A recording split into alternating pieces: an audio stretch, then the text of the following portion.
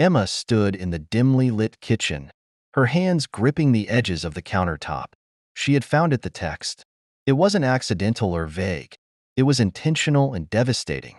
"Last night was amazing," the message read, followed by a heart emoji.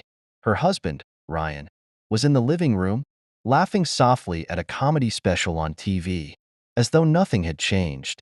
But for Emma, everything had. She clenched her jaw, her mind racing between anger, sadness, and disbelief. She walked into the room, clutching her phone. Ryan turned to her, his face shifting from relaxed to wary. "Who is she?"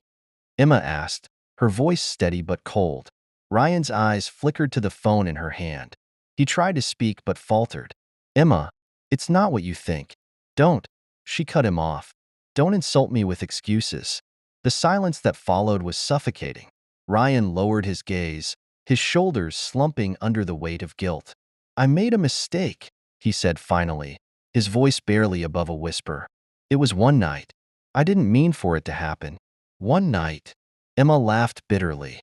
"Do you think that makes it better?" Her voice cracked, and tears welled in her eyes. She looked at him, searching for the man she thought she knew. But all she saw was a stranger. "We promised each other, Ryan. Through everything, we promised." Ryan rose from the couch, reaching out to her, but she stepped back. "Don't," she said again, her voice trembling. "I don't even know if I can look at you right now." Emma turned and walked back to the kitchen. On the counter was a vase, an anniversary gift from years ago. It had a small crack in its base, one they joked about fixing but never did. She stared at it, feeling a strange kinship with the fragile thing.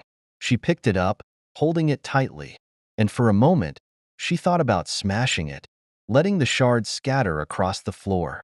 But instead, she placed it down gently, unwilling to let anger destroy everything. "Ryan," she called softly, her voice no longer filled with rage but with sorrow.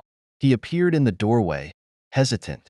"I don't know if we can fix this," she said, her eyes meeting his.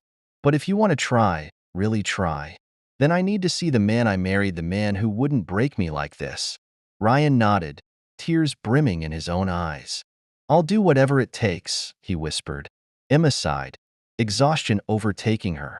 "We'll see," she said, walking away, leaving the cracked vase as a silent reminder of the trust that had once been whole.